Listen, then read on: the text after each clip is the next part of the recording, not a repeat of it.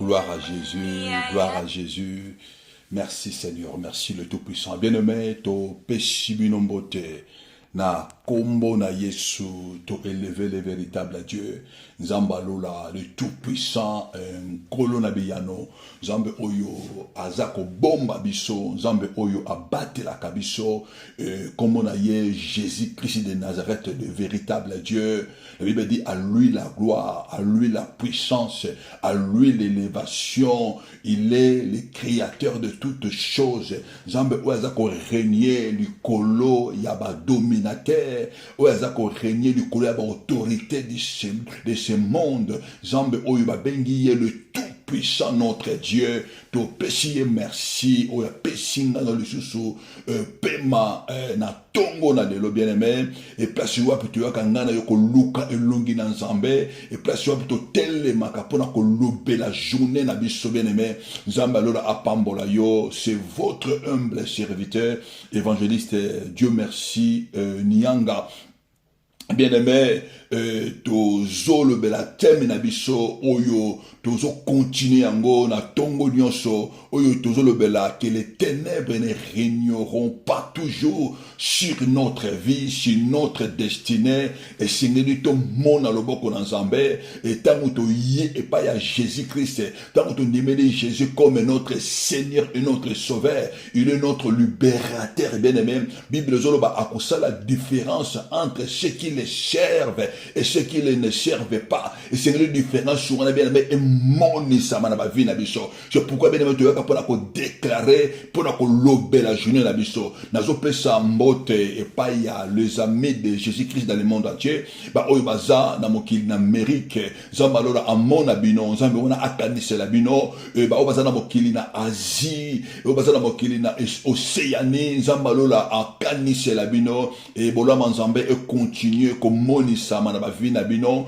les amis de Jésus na Europe, nzambe wana abunde la bino, nzambe wana alongi sa bino, nzambe wana amoni sama, les amis de Jésus, oyo baza na Afrique, loboko na nzambe et continuer comme moni sama na ba vie na bino na pesi merci lisusu para bandoko nyonso obaza ko soutenir biso spirituellement na mabondeli na bino nzambe alola amona bino nzambe alola akanisi la bino loboko na ye et accompagner bino obaza ko soutenir biso d'une moyen d'une autre financièrement pe matériellement nzambe wana amona bino ba oyo baza ko témoigner et grandeur en nzambe tous on a besoin ya témoignage na bino bien aimé ça conforte les autres zambe wana apambo la bino ba oza ko tinda ba témoignage pour ba prière oya tongo kolo ya lola a continuer sur ko sala comme moni sama na ba vie na bino dans le nom puissant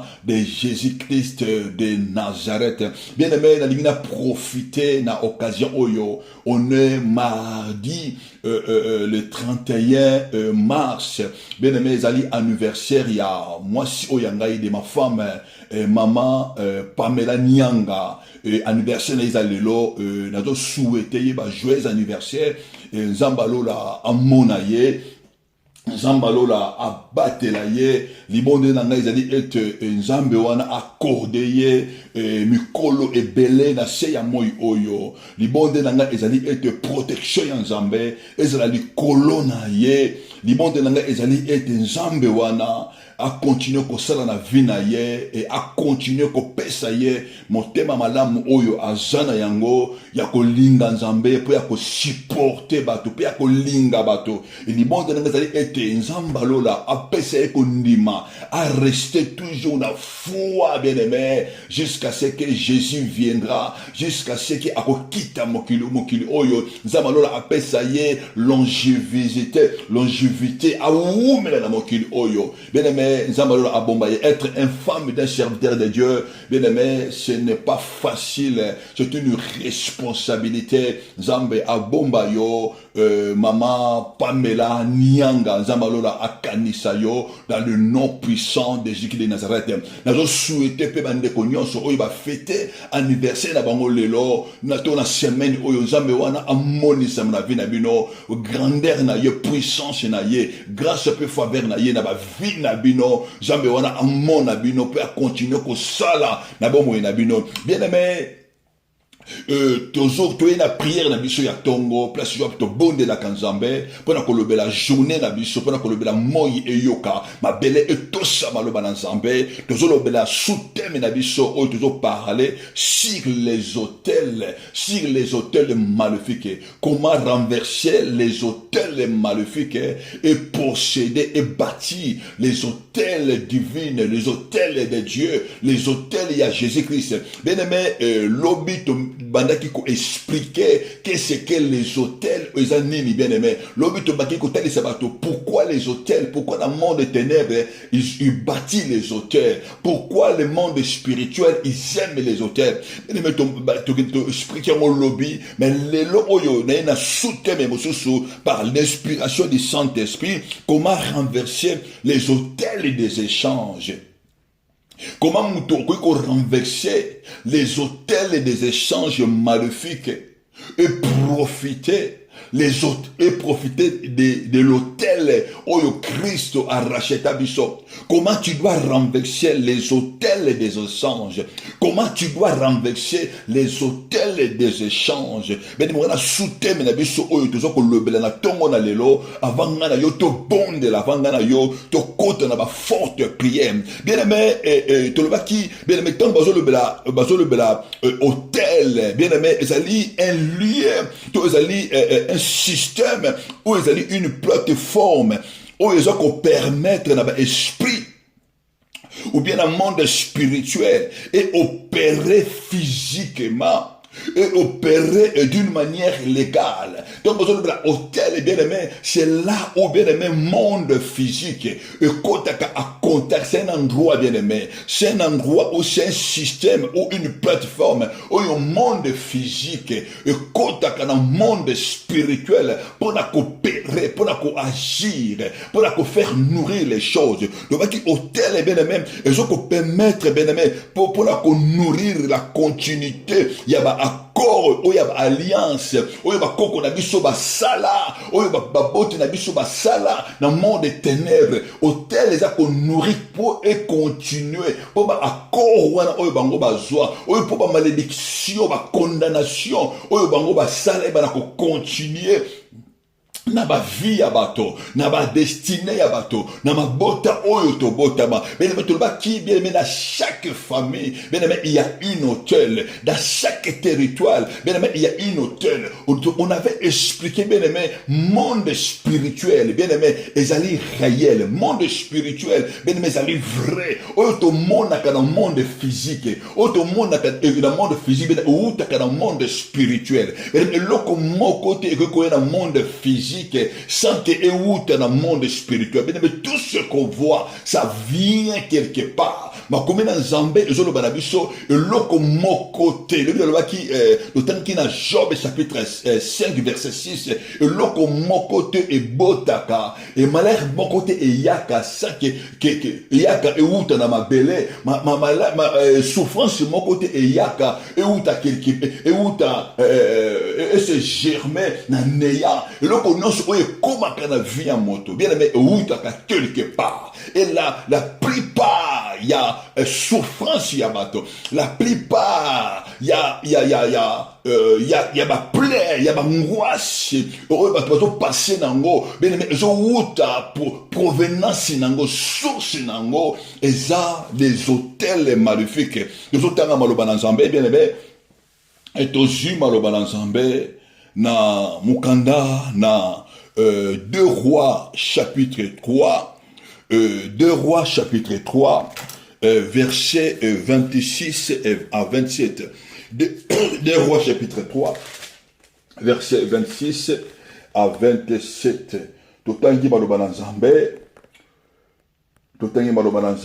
bien aimé place wapi maloba na Nzambe ezoloba na biso sur le roi Moab.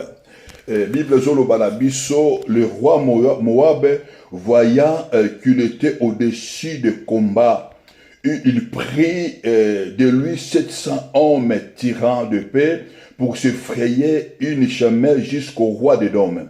Mais ils ne purent pas. il ne prit pas alors, il prit alors son fils, le premier-né, qui devait régner à sa place, et il l'offrit à holocauste sur les murailles. Et une grande indignation s'apparaît d'Israël, qui s'éloigna du roi de Moab et retournant dans son pays. Bien-aimé, et si tu as kotanga maloba na Nzambe, tozolobela sur les hôtels, et thème na biso ezali les hôtels des échanges. Comment ba hôtel maléfique et yaka ko changer vie ya moto. Comment ba hôtel maléfique yaka ko transformer vie ya bato. Bien-aimé, tant tozo ba hôtel bien-aimé ezali pe lié ya échange. Biti ya hôtel ya maléfique, biti ya hôtel ya sorcellerie, hôtel ba sirène des eaux, hôtel de forêt, hôtel astral, hôtel il y a ma profondeur bien aimé il y a abîme bit ya botel wana e yaka pona ko sala ba échange na vie na bato pona ko ya ko sala ba vente pona ko sala ba achat na vie ya bato c'est des plateformes bien aimé oyo oyo monde spirituel et yaka po na kosala échange ya vie ya bato ezali plateforme oyo monde physique et kendaka po esala échange na ba vie ya bato na ba destinée ya bato bene bato mingi bazo souffrir lelo suite ya maki ya échange parce que uti kotanga awa bien aimé Bible ezolobela biso sur le roi ya Moab histoire ya roi ya Moab et roi ya Moab bien aimé azalaki na guerre contre les enfants d'Israël.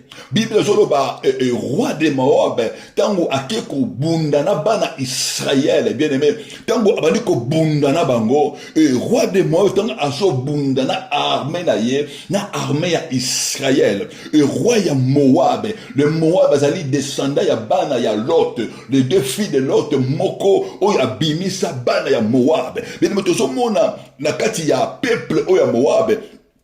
Et tant que le roi de Moab a combattre bana Israël, Bible zoloba roi de Moab a remarqué que bana Israël baza na dessus na ye, que bana Israël ba komi ko dominer ye. Na kati ya combat oyo azalaki nango na bana Israël, il a remarqué que les enfants d'Israël bazalaki na likolo na ye, ye azalaki na dessus, babanaki ko renverser ye, babanaki ko briser ye. Bible lobi dans ce combat là et le roi de Moab, il a pris, bien aimé, 700 hommes vaillants, a vu 700 hommes, tirants de paix, a vu Jaya Makasi.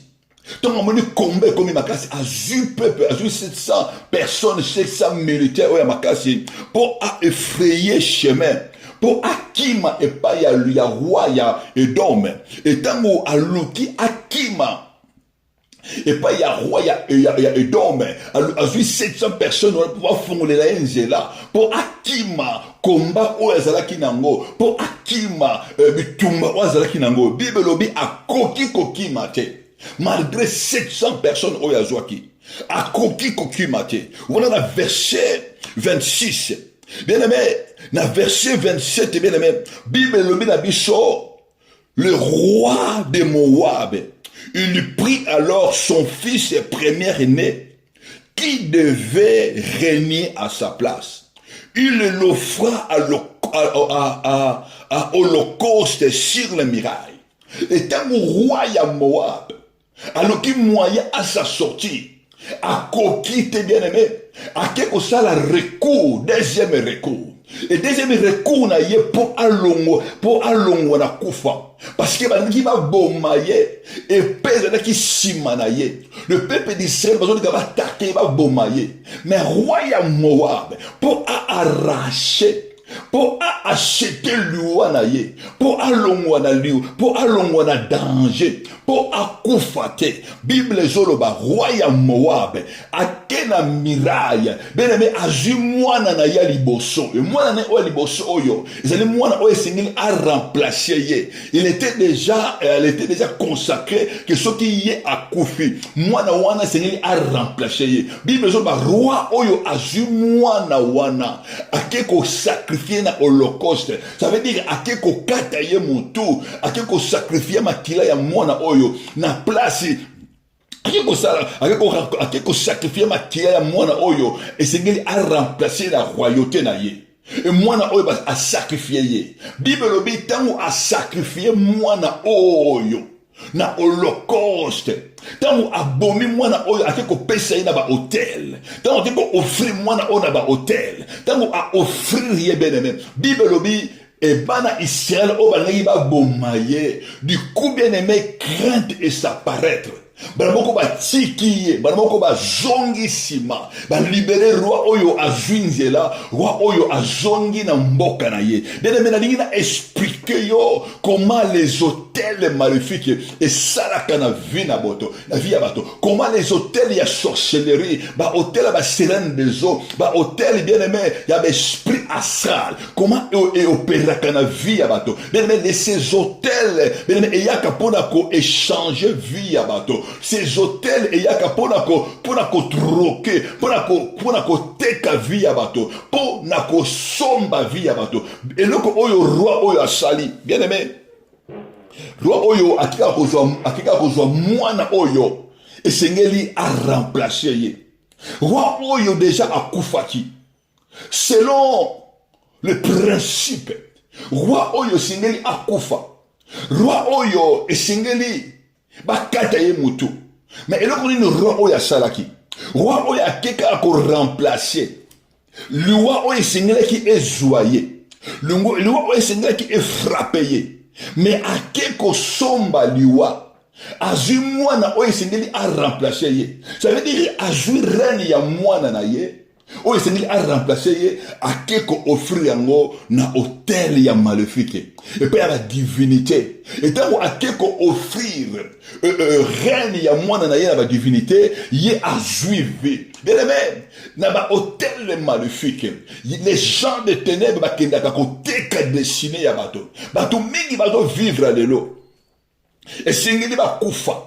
Et c'est une chose dans vite. Bato mingi ba kufa lelo bien aimé. Parce que leur vie a été vendue. Parce que leur vie a été acheté quelque part. Les gens maléfiques, teka vie na bango, teka vie na bango, ba récupérer bien aimé. Et si ka oyo ngana yoto uta bien aimé, et si ka oyo ngana yoto bimpela bien aimé, et ça va to mingi oyo vie na bango, et si était kama, bien aimé, les hôtels, les ali table, les ali marché, oyo ba teka ka dessiné ya bato. Oyo ba tekaka étoile ya bato. Oyo ba tekaka bien aimé ba capacité ya bato. C'est ça les hôtels maléfiques. C'est un endroit bien aimé. Oyo ba potala yo soki ba tali yo. Ba moni ke mwana oyo azana grâce, mwana oyo azana faveur. Bien aimé, les gens des ténèbres, soki yo ozana nzambe ya soloté, soki yo ozana nzambe de tout puissant, bazana capacité ya kokende kozwa oyo yo ozana ngo po ba kende koteka yango na monde des ténèbres, po bango ba profiter, po bango ba vivre. Bien aimé, dans le monde des alliances, bato oyo ba sala ba alliance, bato oyo ba kote na connexion na monde des ténèbres, bato oyo ba luka vie ya bonganga, bato oyo ba renia na ndenge ya ba esprit maléfique, bato oyo ba sala ba accord na ba monde des ténèbres, ils l'ont vendu bien aimé, ba teka ba amba, ba teka makila, ba sala ba sacrifice oyo bango ba sala, bien aimé, ba sacrifice ya makila oyo ya bango. Ba sacrifice oyo ya bana oyo ya bango. Ba sacrifice oyo ya bakoko oyo ya bango. Bien aimé, ezala bato mingi lelo oyo na ba bota mingi bien aimé, bato mingi ba renia, ba renia ba kabata mosusu vie ya bato. Lozo na ba bota mosusu bato ba leka ka 50 ans te. Soki mutu akomi na âge moko, les hôtels maléfiques ezo ganga parce que il y a une loi oyo eteka bango. Il y a une loi oyo loba ke batu oyo bakoki jamais koleka âge oyo. Du coup au moins na batu on va dire frapper na maladie, maladi moko songolo ozosoki bato wana emema bango na kufa parce que il y a quelqu'un qui a consulté les hôtels maléfiques eza na moto moko oyo ateka génération oyo ateka makile aligné mpona ye azwa ntango mosusu mbongo mpona ye azwa promotion mpona ye azwa élévation mpo kombo na ye ezala renommé mais il y a beaucoup de gens dans nos familles ils l'ont vendu pour faire na ye etambolaka malamu pour commerce na ye ekendaka malamu mais ils ont livré les gens de la famille basakrifie ya bana mingi lelo oyo bien aimé bazobotama na malformation bana mingi lelo baza troublé parce que ils sont des sacrifices parce que d'autre part ils ont moto moko a sacrifié lignée na ye a sacrifié bana oyaye a sacrifié bakoko oyaye na hôtel maléfique oyo akendaki kopesa ba offrande pour na renommer na ye le kola roi ya Moab bien aimé roi ya Moab oyo azo vivre et sengeli ye akufa mais vie oyo azo vivre na yango parce que azo bénéficier na vie ya sacrifice ya mwana oyo ye akufa tozomona bato mingi bakufaka te na mabota bazolekisa bagene bazolekisa bato baza makasi mais na monde ya ténèbres bible ezoloba roi oyo aluki mwana oyo aza na même niveau mwana oyo aza na royauté mwana oyo azana étoile ya royauté azukaka mwana oyo esengeli a remplissé ye mais c'est ça les conditions oyo ba hôtel maléfique epesaka bato mais le mutu akokende po azwa renommé mutu akokende azwa kisi po akoma na mbongo po akoma cadre to po akoma na puissance akoma ko diriger omona mutu na soki akei bien aimé po asala ba alliance bakosenga ye kaka mutu oyo aza na valeur bakosenga ye eloko oyo eza na valeur eloko oyo qui coûte cher bien tozomona na mabota mingi bato oyo baza malamu bato oyo baza na bacapacité bato oyo baza na baétoile bango ne ennemi asengaka bango ne ennemi adominaka bango ne bakomaka sacrifice ya ennemi bango ne ennemi akombataka bien-aimé na mabota na biso lelo tozomona esika towuti bien-aimé ezali bato oyo baza na étoile fort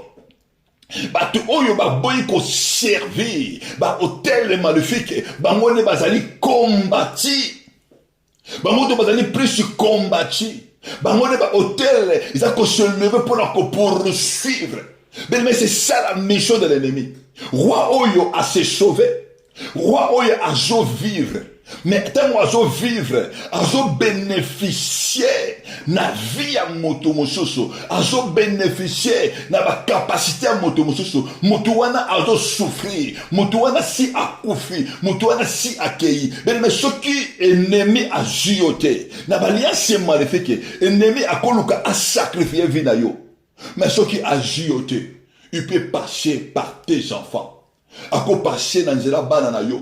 Ennemi ako boma bana oya yo. Ako luka a sacrifier bana oya yo. Parce que bana baza ko représenter le parent. Tozomona tango Noé il a maudit son fils. Oyo il a vu sa dignité bien même temps aboni bana na ye aboni Cham mais bible malédiction wana ya oyo aboni ko ya koko likolo ya mwana na ye et que kozwa koko na ye ye kozwa mwana na ye c'est ça que les malins font ceux qui assurent yote ceux qui attrapent yote ils peuvent maintenant attraper tes enfants. C'est ça que les malins font. Les autels ne font bien aimé. Les autels les sacrifient. Bien aimé, autels ne sacrifient oyayo pour la m'intérêt na ye. Autels ne sacrifient ma bota ya moto. Et sacrifier ma bota et côté comme ma bota na yo. Autels les alliés, autels les alliés, endroit ya ba échange. Et que changer bien aimé et su longolio ma bota. Et que changer longévité na yo. Et si yo vit moko ya court. Et Seigneur yo o vivre longtemps. Mais au tel les sacrifices c'est bien les mêmes. Et bon makamuto. Et qu'on limite vie à moto. Et Seigneur tant si yo vivre besoin ba et beaucoup vivre et beaucoup de na sépulcre na vieillesse na bino. Ça c'est les promesses de Dieu. Qui beaucoup na sépulcre na jeunesse na bino. Mais au tel les magnifiques tango yaka. Et yaka pona ko longola ba ne ya bato. Et il y a pour décider na vie ya bato et te qui ba ane na yo et c'est mieux temps comme je suis au coup on a 80 ans au tika mokili on a 90 ans mais bon tel magnifique est décidé dans un temps dans un moment dans une âge où yo kokufa ils ont pas que belé ba kufa avant ba kokisa age na bango te oyo nzambe apesa parce que ennemi aboma bango bien mais autozomona mwana oyo akufi mais papa na ye un genre de ténèbres à comprendre que pour avoir pour na vivre et c'est que na sacrifier mwana oyo ngai oyo azana ba capacité oyo azana étoile plus que nga bien aimé nani a sacrifier hôtel nini bien aimé et zoganga likolo na yo hôtel nini oyo e sacrifier hôtel nini oyo e offre oyo eteka oyo échange maternité na yo oyo échange vie na yo bien aimé les hôtels magnifiques oyo échange bien aimé et sika yo ozwa libala hôtel magnifique échange yango et que koteka et ça et célibat à la place les hôtels de vent et teka mabala ya bato. Les hôtels magnifiques étaient kaka bien aimé élévation ya bateau. Et c'est quand yo osa la fécond. Et c'est quand t'as yo obota bana et belé. Et c'est quand yo on multiplié. Mais hôtel magnifique et ko limité yo. Hôtel magnifique et ko boya yo obota. Bien aimé. On a tout témoigné la histoire de vrai. Un jour, dans le maman nangai, maman ya leki nangai. Bien aimé. Dans nos familles, il y a des gens de ténèbres. Azo betelanga li solo bien aimé. Li bota oyo ngai na botama. Tozana tozaki na tata moi shimoko. Tata moi wana un jour, il a commis quelque chose et pas ya oncle na ye. Bisto botama ki na noté tozaki bana mike. Et koko na ye asiliki. Je crois que koko na bana ko landa ye, oncle na bana ko landa ye pour abetaye. Je crois oncle na beti libaku akoi. Et tango ye akoi oncle wana ayebisi tata mwashi wana alobi na ye yo na vi na yo okotikalaka kobota bana basi te bien aimé alobi ne kaka ndengo wana mais tata mwashi wana na vi na ye pe atikalaki jamais kobota bana basi abotaka bana mibali parce que koko wana tellement avandi na bahotel ya ennemi. Tango a prononcé ce mot, je ne tellement aza aja ya ténèbres. Tango ya a prononcé ce mot, mot ya prononcé bien aimé, et comme sacrifice directement na bahotel ennemi. Tata moi so na rekobota mwana mwasi te, soki aza na nzambe ya solo te. Ce qui a yambi Jésus-Christ parce que hôtel bana ko déclarer tant on nyonso ya bana ko recevoir moi na ya moi si bien aimé bana ko sala avortement parce que hôtel moko est tellement ezokanga likolo na ye mais tata moi sona abota ka bana mibale belé atika na jamais ko bota moi na moi si parce que son oncle agent de ténèbres a parlé bien aimé on peut pas jouer avec les hôtels maléfiques c'est pourquoi bien besoin vous renverserez leurs hôtels. Vous briserez leurs statues. Mais là, vous combattre la vie à votre belle même si aux autres chambres là, même si aux autres église, mais ce que vous yébite mais qu'est-ce que le rôle des hôtels, ce qui ont renversé ma hôtel inayote, ce qui ont commis spiritualité mais au kolongate, mais vina yo ben au kenega nengwana, aux autres prier mais les agents de ténèbres, bon on va y avoir principe spirituel, mais la lobaki na bino était cette année 2026. Et c'est lui comme spirituel. Et c'est lui comme un homme spirituel.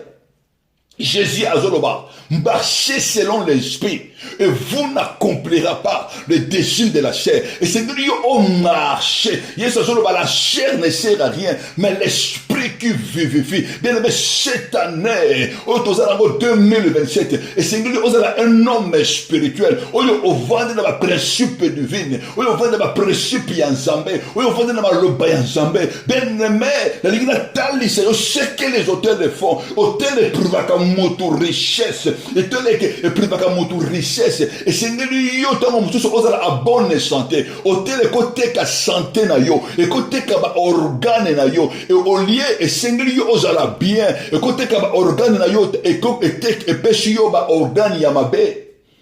Et bomi ba organe na yo. Et bomi estomac na yo. Et bomi ba rein na yo. Et bomi ba matrice na yo. Et comme si yo impuissant. Bien aimé, je me souviens bien. Na bonde la pour la papa moko. Et quand j'étais encore en Angola, na service il y a intercession. On a dit qu'on dirigeait. On a dit près d'intercession. Et c'est qui est grande sœur na ye. Mutu a même qui est papa wana. Et papa wana a comment qui est impuissant. Papa wana azokoka kususu ko passer en action na mwasi na yete. Bien aimé, et tant mutu bandi ko bonde la pona papa wana. Oh que ça la mutu moko. Kaka na musala na bango que na hôtel il y a ennemi. A déclaré que mutu oyo a comme puissant parce que papa wana na kati ya musala ezala ki na mama moko collègue na ye abale ko linga ye collègue wana temana ko linga papa wana siko ba collègue mosusu bana ko linga pe mwasi wana. Et qu'est-ce qu'ils ont fait? Bazukaka via papa wana ba même yango na hôtel magnifique et ba déclarer ça veut dire bateki kaka fécondité na ye ba même yango na hôtel magnifique et ba jui impuissance ba jui ba pessier. C'est ça l'œuvre de l'hôtel. Hôtel est là qu'on changer.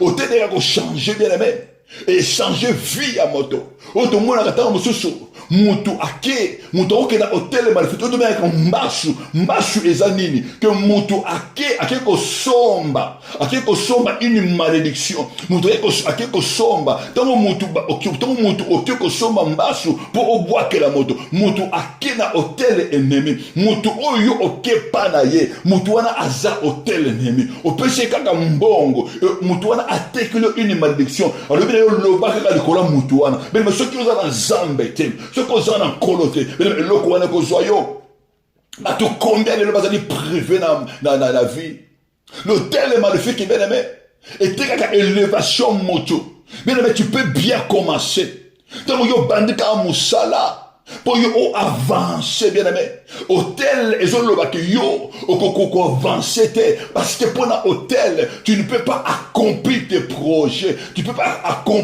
monter tant que bandi musala maladie eye tant que bandi ka musala tant que bandi ba projet tant que pour yo obala tant que bandi ka ba projet pour yo somba pour yo avancer ba hôtel magnifique ba ne ko frapper yo et qu'on pèse yo malade ko so malade ba ngolo yo musala place na yo et c'est yo ozo yo sala ba pesa ngo mutu mususu ba kolongola yo musala tongo bandika ba projet musala ekatani tongo bandi ba projet bien aimé mbongo ba yeko yiba yango il y a beaucoup de gens bien aimé tongo lenda botu sodo to ba noto nazala kaka na wenji nazana wenji bien aimé ça veut dire que dans le marché c'est l'endroit où on fait des trocs c'est l'endroit où on vend la destinée à bateau et c'est quand on va terre la vie à bateau mais c'est lui yo ba bonne de la pona yo et c'est lui yo luka ensemble ba bonde ba sala yo délivrance donc yo ko so noto ke bazo tsenga ngai na kaba eloko moko bazo ba ngai na kata eloko moko mais nani oyo aza ko utiliser destiné na yo na hôtel ennemi hôtel ennemi zo changer vie na yo bible zoloba tango Yesu Mashia aye na Matthieu chapitre 21 verset 12 à 13 Bible dit Yesu a continué na kati ya temple. Bien aimé, Yesu a bengani tous les vendeurs. Yesu a renversé. Bata table, il y a ma vendeur, ma table va changer. Et pour renverser, ma siège, il y a ma vendeur de prison. Il y a ce temple aïe bien aimé, et qu'on coûte bien aimé, temple, il y a papa naïe. Et si K.O. est singli papa naïe a régné. Parce que l'autel, c'est là où le Dieu du vin, où la divinité a régné. Mais tant où il y a sous aïe, le temple signifie une vie de personne. Temple est mort sa vie en moto. Mais tant où il y a sous aïe, Bible le dit, tant où à quel temple, à Koutina Tata temple, il y avait des échangeurs. À Koutina temple, il y avait des vendeurs. Il y avait des acheteurs. Yesu Bible le dit, Yesu a dit qu'on renversait. Il commençait à renverser les tables. Il commençait à renverser les chaises. Bien aimé, les tables, ce sont des hôtels. Les sièges, ce sont des hôtels. Il y a un ennemi où il y a qu'on vend la vie à bateau. Bien aimé, table nini, hôtel nini où il vend la vie na yo. Hôtel nini où il va vendre ça. Où il était kaka vie na yo. Où il était kaka dessiné na yo. Bien aimé, il faut déclarer dans le nom puissant de Jésus. Le koro ya vie à maman moko. Le koro ya vie à papa moko. Le koro ya vie à elenge moko. Jeune moko. Oyo hôtel est tellement. Oyo hôtel est à quoi changer. Oyo hôtel est à côté qu'à destiné. Mais les gens qu'on déclarer. Le corona hôtel où on est à la briser. Est à la renverser. Hôtel n'y a pas à quoi priver yo. Hôtel n'y a pas oyo était qu'à destiné na yo. Hôtel oyo était qu'à libala to banna na yo. Hôtel oyo était qu'à mariage na yo. Hôtel oyo était qu'à élévation. Hôtel oyo au sala. Au tombo la motu. Hôtel oyo au simba mbongo. Hôtel oyo limita vina yo. Nazo déclaré na combo na Yesu. Hôtel wanaha et yamba moto qui soit renversé au nom de Jésus-Christ de Nazareth. Hôtel oyo boyo oza la santé. Hôtel oyo yako changer cerveau na yo. Hôtel oyo yako changer maladie. Et pesa yo malade longo la santé. Hôtel oyo les ont limité yo vie et boyo okufa. Nazo déclaré au nom puissant de Jésus. Hôtel wana za la détruire et songe la bakolo nango. Luana bango et détruire bakolo nango. Bien-aimé David azoloba que moi je ne mourrai pas. Moi je vivrai. Et je raconterai les œuvres de l'Éternel. Il faut déclarer le koloya maman moko, le koloya papa oyo, mwana oyo hôtel, il y a sorcellerie familiale, hôtel femme, il y a sorcellerie, il y a zo, oyo luka yo okufa, oyo luka yo o disparaître. Nazo déclarer hôtel wana yo kokufa te. Tu ne mourras pas au nom de Jésus-Christ de Nazareth. Tu ne mourras pas. Yo kokufa na maladie ya ennemité. Yo kokufa na volonté ya hôtel satanique te. Yoko koufra la volonté, il y a hôtel ya sorcellerie, hôtel na bango et détruire bango moko et détruire bango moko dans le nom puissant de Jésus. Hôtel oye boyo o mata, hôtel oye boyo o sala, o simba bongo, o laisser ma projet na yo. Nazo déclarer de hôtel on qui soit renversé, hôtel on est renversé dans le nom puissant de Jésus. Mais parce que il y a quelqu'un qui s'appelle Jésus. Jésus-Christ, Bible Zoloba, dans Galates chapitre 3, verset 13, Christ nous a rachetés de la malédiction de la loi. Il nous a rachetés de la malédiction des hôtels maléfiques. Jésus-Christ nous a rachetés. Mais si kabate kakabiso, et si kabate dessiné na biso, et si kabate limita yo, que yo, na libota oyo botama, hôtel loba, que batu bako dépasser les 50 ate, et ce ngeli ba kufa, batu bako dépasser 60 ate, et ce ngeli ba kufa, batu bako dépasser 70 ate, et ce ngeli ba kufa, bien aimé, ezali bango, ezali yo.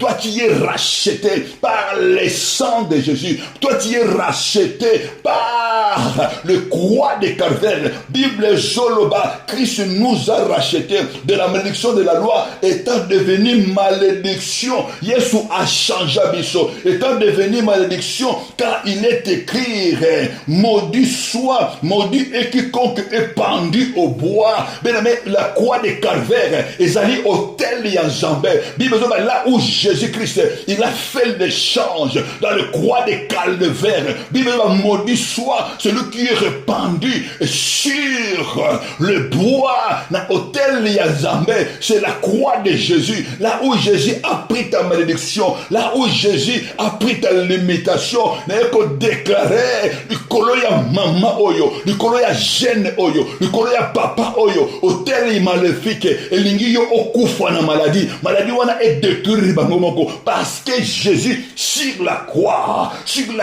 de Calvaire, il a échangé ton maladie à la guérison. Jésus-Christ sur la croix, il a échangé ta malédiction à la bénédiction. Jésus-Christ sur la croix, il a échangé ta limitation. Et si que nous sommes limités, vinayo, babo yo o mata, bien malade wana esonge la bango, malade wana esonge la bango, kufa wana esonge la bango. Et si que babo yo o serinzambe, hôtel des Zoroba, que yo ko matisa motute.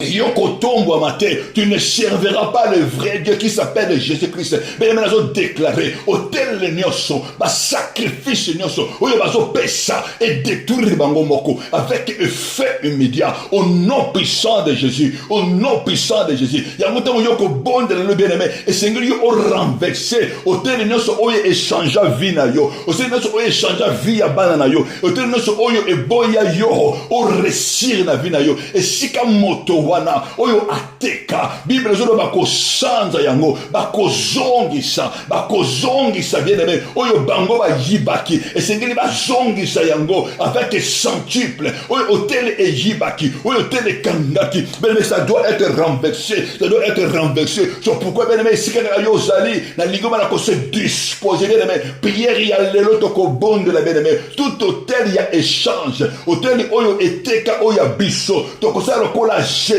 Mais Jésus a dit, la maison de mon Père est appelée la maison de la prière. La maison de la prière. Ils ont une maison, il y a échange, il y a ma kilate, il y a ma homme fort été. Ils ont une maison de la prière. Dans ta vie, tu dois prier, mais tu dois évoquer le nom de Jésus. Tu dois renverser, tu dois renverser hôtel nyoso. Oui, je vois la journée au récite. Hôtel aux tinda maladie, il y a l'imitation. Tu dois renverser yango. Et si quelqu'un a bien aimé, bandako se disposer, pour se disposer, lever le nom puissant de Jésus, lever Jésus.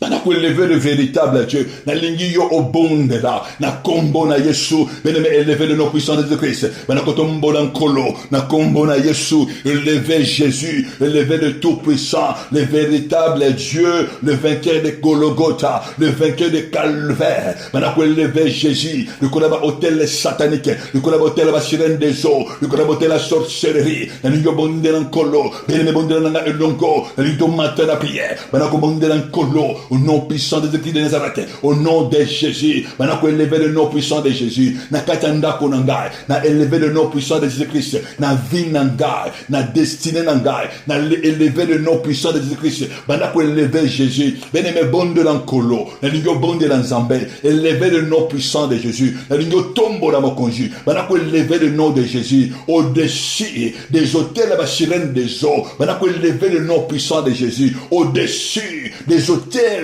des sirènes des côtes, la lingayo va lever le nom de Jésus-Christ. Maintenant qu'on tombe la Yesu, le Yesu ngana tombo lio, le collaborateur à serpa, le boton ngana bimanango, le boton papa ngana botama, maintenant qu'on lever le nom de Jésus-Christ, maintenant qu'on tombe la Jésus, le Yesu ngana tombo lio, le collaborateur à sorcellerie, et le boton maman oyanga, le collaborateur des eaux, le boton des forêts, il y avait esprit acrobatique, il y avait esprit astral, maintenant qu'on lever Jésus, le lingo bonde l'ancolo, bien aimé bonde là, maintenant qu'on lever le nom puissant de Jésus-Christ, le bonde na elongo na kombo na Yesu le ba Yesu tombo amanayo le véritable Dieu ozo tombo amanayo tombo la Jésus le kola ba hôtel ya idolâtrie oyesika papa nanga asambela mama nanga asambela oza ko lever Jésus le kola ba hôtel oyonga na bimana yango bien aimé zo bonde na kolo Na combo na Yesu, au nom puissant de Jésus. Bien aimé, au bon de la mokonji, au bon de le véritable Dieu. Banako bon de l'ensemble, elingo bon de l'encolo, bon de le véritable Dieu. Banako leve Jésus, le bezungana leve yo, le kolaba hôtel, franc-maçonnerie, le kolaba hôtel, yaba, le kolaba hôtel, yamaïkari. Banako leve le nom puissant de Christ, le kolaba hôtel yakanka, le kolaba hôtel mboka yo ozali. Banako leve Jésus, banako tombola Jésus. Bien aimé bon de la, bon de le véritable Dieu. Elingo bon de la yolongo bana kwelebela Yesu lubesunga na tombolio na bomo inanga na katanda ko oyanga bene menanda ko oyayo tombola Jésus lukolaba hotel wizana katanda ko nanga nani abata nani établissa nani aplanta ba hotel de magnifique lukolo yanda ko nanga na katabana nanga leve le nom de Jésus-Christ bene besoin de l'ancolo besoin de la mokonje bonde na yolongo na kombona Yesu uzakweleve kaka Jésus uzotombola Jésus uzotombola Jésus Bible zoloba approchez-vous du trône de la grâce. Bénémoine tombe là Jésus, bénémoine tombe là Jésus, élevez le véritable Dieu, le tout-puissant, le vainqueur de Golgotha, celui qui a renversé les hôtels et les sorcelleries, l'hôtel à la sirène des eaux. Ce nom c'est Jésus, celui qui a renversé, celui qui a triomphé. Il a dépouillé les dominations, il a dépouillé les autorités, il les a livrés publiquement au spectacle, a triomphé de la croix. Bénémoine élevez Jésus, a triomphé élevez le nom puissant de Jésus, élevez la croix de Jésus, élevez la puissance de la croix. Le voyez sous na tombolio, na vie nanga, na tombolio na destiné nanga, na tombolio de tout mon être, de toutes mes pensées, de toute mon âme. Ben là élever le nom puissant de Jésus. Ben mais tant que vous élever Jésus, il y a quelque chose où ça s'accomplit na vie na yo. Tant que vous élever Jésus, ben mais ezo ningana, botela ndaka papa ezo ningana, botela ndaka mama ezo ningana, botela ancestral ezo ningana. Tant que vous lever Jésus, botelle territorial, et son ningana, bénémoine lever le nom puissant de Jésus.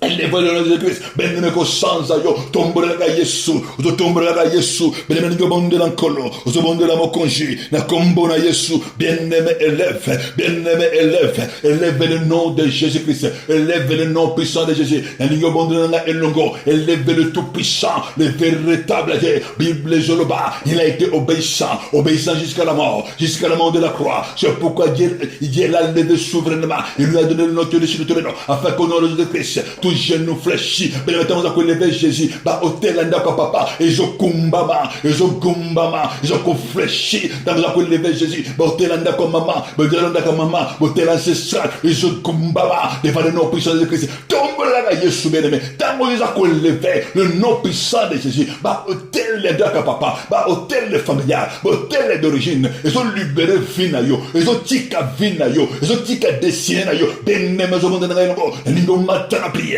Bien-aimé, prie au nom puissant de Jésus. Yozo renversé, yozo tombo la kaka, tombo là le nom de Jésus, tombo là le nom de Jésus, au nom puissant de Jésus. Na kombo na Yesu, osobe la mawana nzambe, osobe la mawana nkolo, mawana yue kita, mawana nzambe kita, yukolo ya vinanga, bele mozo kende pa nzambe, osobe la nzambe, eribo sona yo, neko senga mawa, mawana nzambe, tali sankolo, vi oya yo, tali sanzambe, bomoy oya yo, bele mesengeli oloba na nzambe kolo yokela nga mawa tala esika nga na wuta esika oyo nga na bibela na libota ya papa na nga na libota ya mama na nga bakoko na nga ils ont adoré ba sirène des eaux ils ont adoré bien-aimé ils ont adoré ba divinité ya crocodile ba divinité ya zamba bele mozolo na nzambe yokela nga mawa na yekita na bomo oya nga na kombo na Yesu na lingo bonda na elongo senga mawa na nzambe lo bazambe mawana yo kita likolo ya vinanga bana ko le pa na nzambe na kombo na Yesu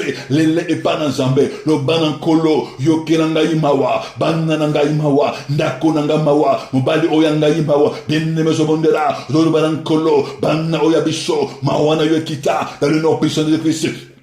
Zobondela nzambe lo senga mawana nzambe likolo ya mwasi oya yo bene mezo bondela ha senga mawana nzambe likolo ya banda oya yo zobondela na nkolo mon Dieu et mon roi tala libotonga na botama libota ya ba féticheur libota ya ba magie libota ya ba idolâtre oyo ba doraka ba faux dieu oyo ba sambela kana ba cultiste bene mezo bondela nzambe lo senga mawana nzambe lo bana nzambe papanga na botama libota ba chef coutumier oyo ba kunda bato oyo ba sacrifier bato bene mezo zobondela, les lama wanazambe, les lama wanazambe, Bible zolba, si vous priez, si vous me cherchez de tout votre cœur, je me laisserai trouver, ma wanazambe kita, tangozole la ma wanazambe, zamba zo yokayo, tangozole la ma wanazambe zo monisam, tangozole la ma wanazambe, faveur nzambe zo kita, tangozole la ma wanazambe, compassion nzambe zo kita, benemo zo bonde na kolo, na kombo na Yesu, au nom puissant de Jésus-Christ, ozole la ma wanazambe, au nom de Jésus-Christ, na kombo na Yesu, ozobele la makila, le sang puissant de Jésus, ozobonde nanga elongo, banda ko déclaré, ozobele la makila na Yesu, le sang de Jésus, le sang puissant, beneme yozobonde la, beneme yozobonde nanga elongo, banda ko bele la makila, la puissance du sang, le sang de Jésus-Christ, ozobonde nankolo,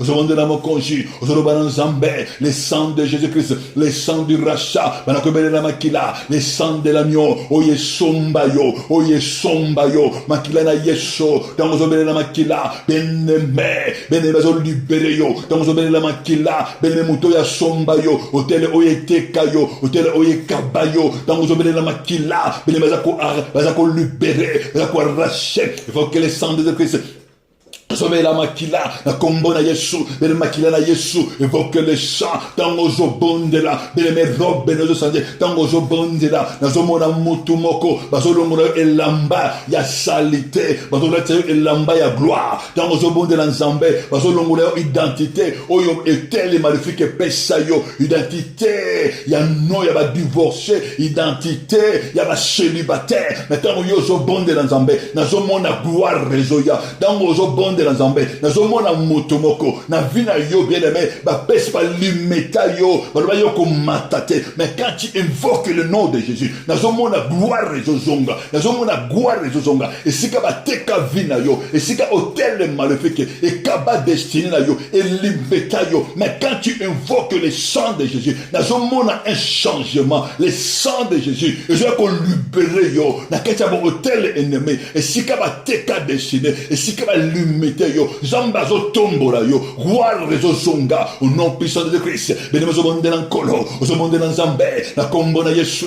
zo bonde na mokile, zo bonde na mokonji, évoquez le sang de Jésus, évoquez le sang de Jésus, évoquez le sang puissant de Jésus, na kombo na Yesu, au nom puissant de Jésus, le sang du rachat, makila oye somba banana yo, benema kile somba yo, benema tango zo bonde la, na zo mona une couverture spirituelle, na zo mona lo boko na nzambe, et zo bomba yo, na zo mona ténèbres ezokende, molili oyo balatisa yo na vie na yo ezokende, molili oyo boya que yo ozala stable, mais quand tu invoques le nom de Jésus, je vois cette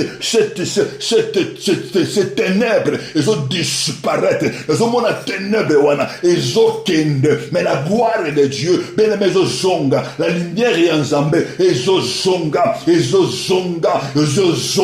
ezomona moto moko esika bayiba mayele, mwana moko bayiba mayele, mwana moko bayiba ba capacité, mwana wana hôtel maléfique et consacré destiné na ye na kombo na Yesu, maintenant yo zo belle la Jésus, na zo mona la restitution, na zo mona la restauration, le sang de Jésus ezo ko zongi sa mayele ya bana, ezo ko zongi sa vie na yo, vie ya mwana oyo ennemi ngaki a dérouté par des sacrifices, oyo esalama na makila, mais le sang de Jésus ezo ya ko pêche sa vie, ezo ko restaurer au nom puissant de Jésus, na kombo na Yesu, ozo ko invoquer le sang de Jésus-Christ, na kombo na Yesu, ozo lo bana Saint-Esprit, manifeste-toi. Saint-Esprit, agis puissamment au nom de Jésus-Christ. Le Saint-Esprit, manifeste-toi. Mouyana Yemonisama. Le Saint-Esprit, hôtel Nini, hôtel Nini maléfique. Oyo eteka oyangai. Hôtel Nini maléfique. Oyo elivra oyangai. Po bango baba na ko vivre. Po bango baba na ko régner. Penemozo belan kolo. Bible zoloba. Que la richesse. Oyo crocodile amela. Ako sanza yango, Bible zoloba, les captures, fait sur le juste, lui sera arraché. Benemena sa yo capture, nanya kanga oyayo, nanya livra oyayo, yo se monde nanga elongo, bana botuna Saint-Esprit, hôtel nini, oye limetanga, oye boyanga na sale nzambe, hôtel nini, oye boyanga na mata, hôtel nini, oye boyanga na bâtir, hôtel nini, oye boyanga na planter, hôtel nini wana oyo boyingai na bala oyo boyingai na libala ya kimia hotele nini wana oyo zo benga na mibali oyo zo benga na basi hotele nini wana oyo zo boyangai oyo limitenga kobota bene zo bonga na elongo zo bonga na nkolo na kombo na Yesu au nom puissant de Christ Bible zo lo balagai vous renverserez les hôtels na kombo na Yesu zo bonga na Nzambe zo autorité zo déclarer tout hôtel maléfique zo combattre destiné na ngai au nom puissant de Christ bana ko renverser yango au nom puissant de Jésus au nom puissant de Jésus bana ko renverser ba hôtel wana na kombo na Yesu au nom puissant de Jésus yo zo bele lankolo zo déclarer que le sang de Jésus et bana ko renverser et bana ko briser maintenant hôtel la sorcellerie la sirène des eaux tout le maléfique où ils abattu contre ta destinée contre ta vie au monde de lankolo bana ko renverser hôtel oyo e boyo tombo la moto hôtel oyo e boyo sale na Nzambe hôtel la limitation banda ko renverser bien aimé au monde na elongo au monde de la mokonji bien aimé renverse bien aimé de renverser quoi isa yango na kombo na Yesu au nom puissant de Christ au monde na elongo au déclarer le konyoso où ils ont présenté ngai na hôtel ya ennemi le konyoso où ils présentent ngai na hôtel la sorcellerie familier d'origine au déclarer bien aimé au la moto ekita na kombo na Yesu nini zo présente yo ben moto ekita na kombo na Yesu bana kobeli la moto na kombo na Yesu nana mema kombo na yo nana mema vina yo nana mema destina yo na hôtel de maléfique moto ekita zobele la moto au nom puissant de Christ na kombo na Yesu et bana ko renverser bana ko briser maintenant et bana ko neutraliser bana ko paralyser il faut que le feu de Christ zobele la moto Saint-Esprit zobele le feu de l'esprit moto ekita na kombo na Yesu moto ekita amina yo bima zoko déclarer amabana nanga bima e mobali nanga ebima destina nanga ebima libala na yo ebima étoile na yo ebima na kate étoile ennemi na kate ennemi que le feu descend au nom de Jésus-Christ au nom puissant de Jésus bien-aimé ozobima na kate hôtel satanique na kate hôtel la sorcellerie moto moko azobima esika desina ye kangama bien-aimé ozobima na butu na yo olotaka ba noto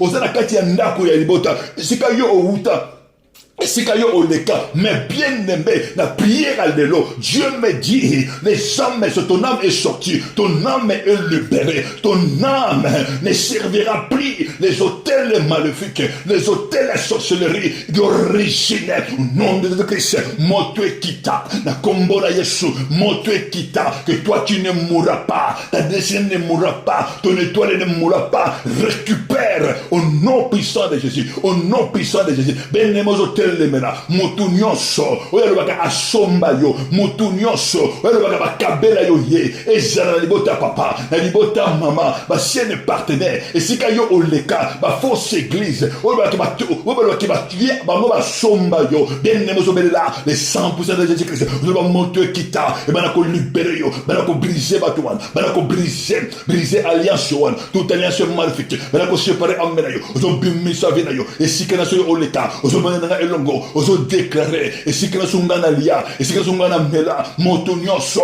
oyo apesanga cadeau oyo apesanga mbongo moto nyonso oyo atianga maboko oyo akoma homme fort oyo akoma homme fort oyo akenda koteka desina na hotel na ye renverser akoya lelo bana ko renverser moto wana bele esika ni yo leka na ba fausse église esika ni yo okota bele nani wana oyo apesa yo biloko mela nani wana oyo akoma lelo ko diriger vina yo nana sacrifier des bele renverser akoya na mabele renverser tindire kakakoya yambise mopanga na kombo na Yesu au nom puissant de Jésus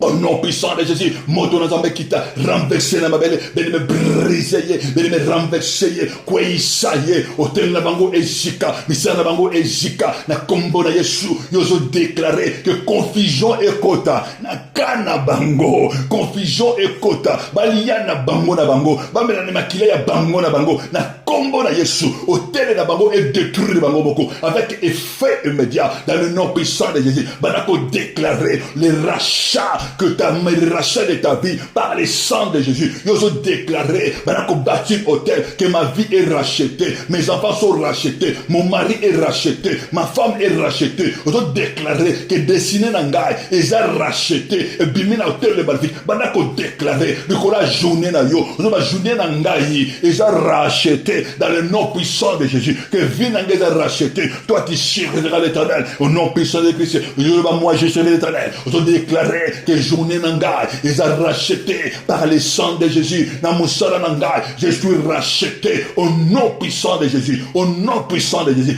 Qu'on bénir journée na yo, qu'on bénir Zambé, qu'on bénir misala na yo, l'obela soleil et yoka, l'obela ma belle et yoka, et mena makena yesu na faveur na yo, soleil et pécho mo malamu.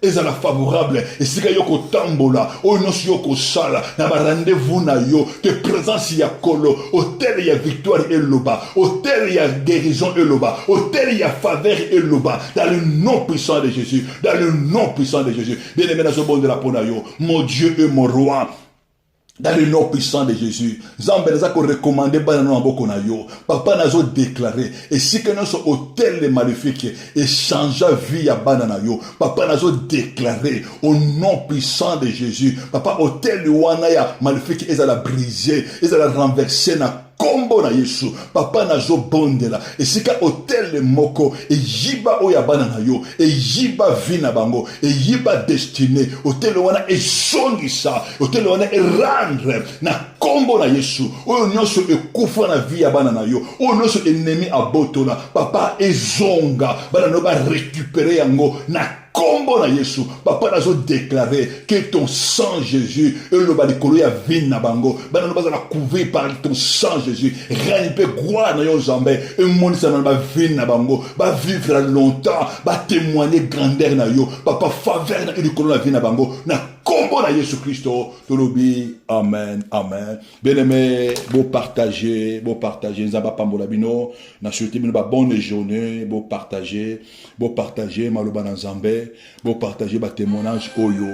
Nzambe adosala, c'est la moyen ya ko témoigner, ya ko évangéliser nation dans le nom puissant de Jésus de Nazareth. Merci.